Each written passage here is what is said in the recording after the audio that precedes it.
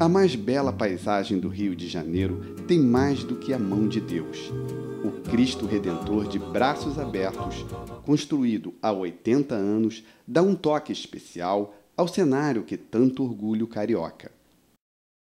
Dá para imaginar o Rio sem um monumento? Como seria o nosso principal cartão postal? Provavelmente, a foto mais famosa da cidade teria em primeiro plano o Mirante Chapéu do Sol, o mesmo que decorava o topo do Corcovado antes da construção do Cristo. Inaugurado em 12 de outubro de 1931, o Cristo Redentor é uma bênção para o Rio. É o principal ponto turístico do Brasil, uma das 7 maravilhas do mundo moderno.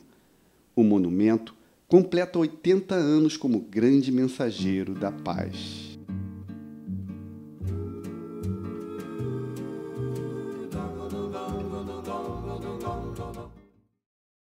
Nos primórdios da colonização, o Corcovado havia recebido dos navegadores portugueses o nome de Pináculo da Tentação, referência a um monte citado na Bíblia.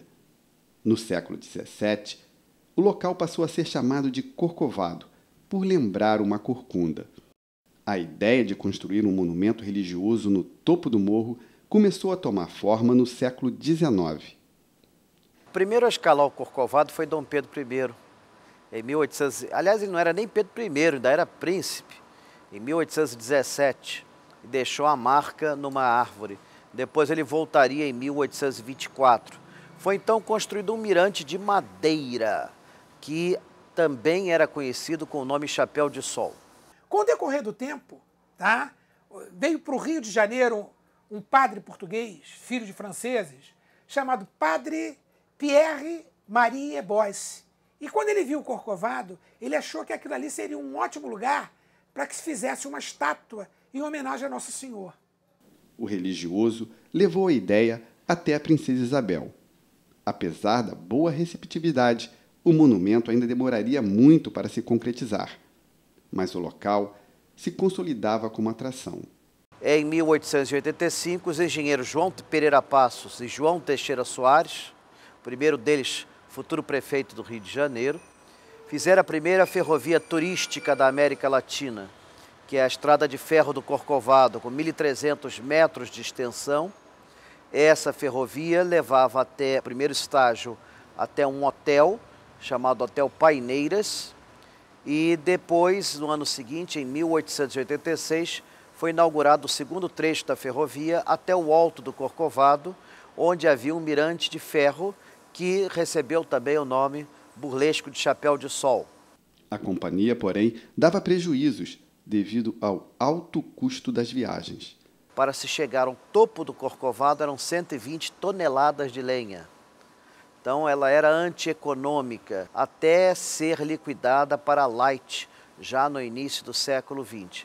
Mas ela se tornou um ponto turístico. Ela realmente transformou o Corcovado num ponto turístico. Você tem fotos de famílias subindo e admirando a beleza da vista. Com a queda da monarquia, os republicanos separaram o Estado e a Igreja. O cardeal Dom Joaquim Arcoverde não aceitava isso. Ele investiu então muito na educação, procurando formar as crianças para que não esquecessem dos preceitos religiosos, até que num belo dia apareceu na mesa dele a proposta de fazer o Cristo do Alto Corcovado, aquela velha proposta esquecida. Ele então abraçou essa causa como se fosse sua. Em 1921, a ideia de construir o Cristo ganha força para marcar o centenário da independência, a ser comemorado no ano seguinte. A primeira Assembleia do Círculo Católico destinada a discutir o projeto avalia outros lugares para se receber a estátua. As pessoas, então, começaram a procurar outros lugares para colocar essa estátua. Foi pensado o Pão de Açúcar e foi pensado o Morro de Santo Antônio. Felizmente não foi levado adiante. Já pensou para o turismo, seria um desastre. Finalmente optou-se pelo Corcovado. E aí tudo combinou para dar certo. O presidente da República Epitácio da Silva Pessoa era um católico fervoroso e ele doou o Cocoruto do Corcovado à Arquidiocese do Rio de Janeiro.